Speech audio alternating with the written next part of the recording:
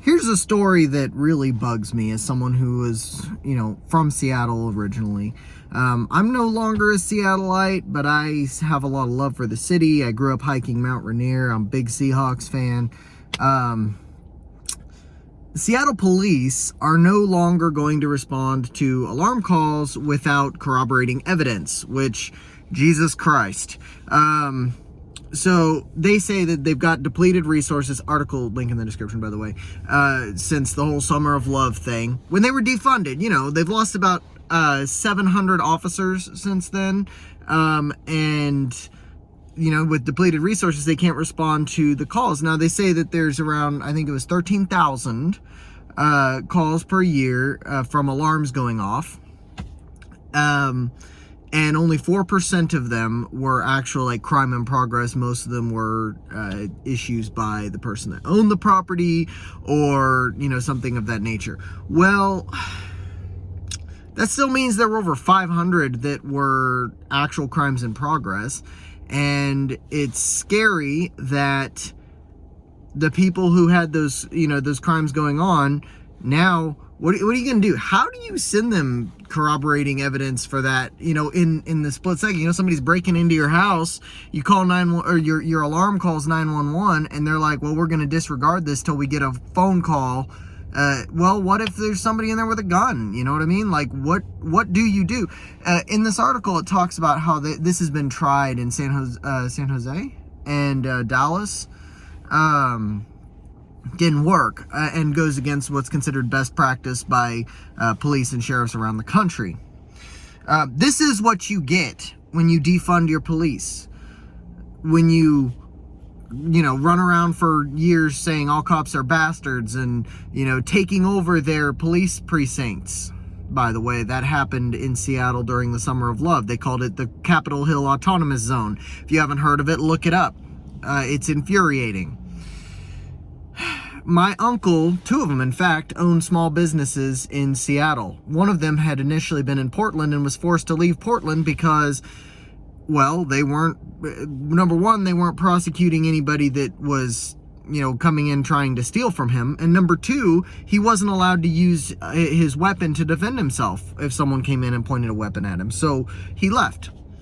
And he moved to Seattle to be closer to the rest of my family. And so two uncles with small businesses.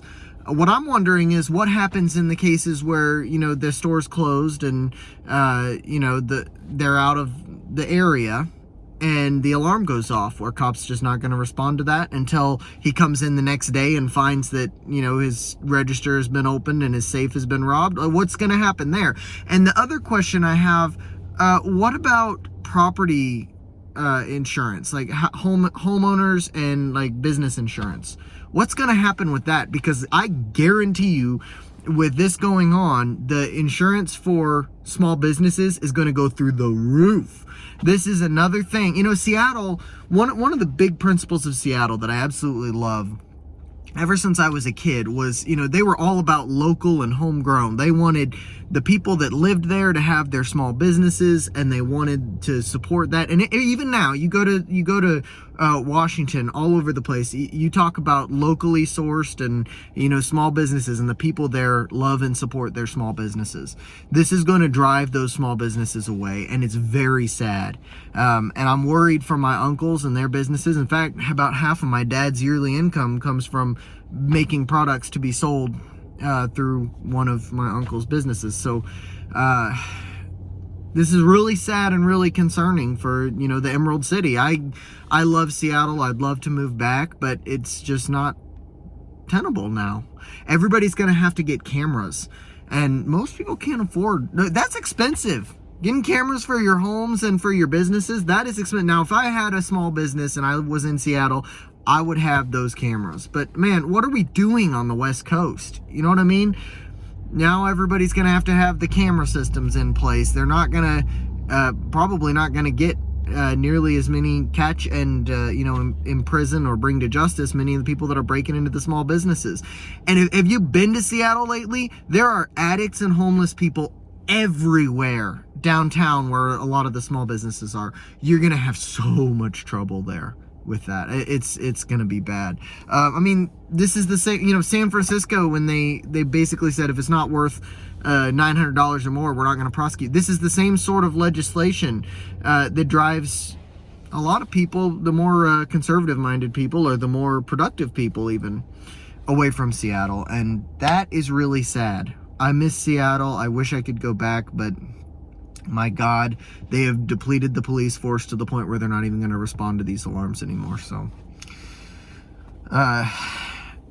if it's mostly, the residential alarms we're talking about, even the 4%, like I said, someone shows up with a gun, you didn't got a chance to call 911, and they're not going to come and do anything about it. That's crazy. That's crazy. I don't like this.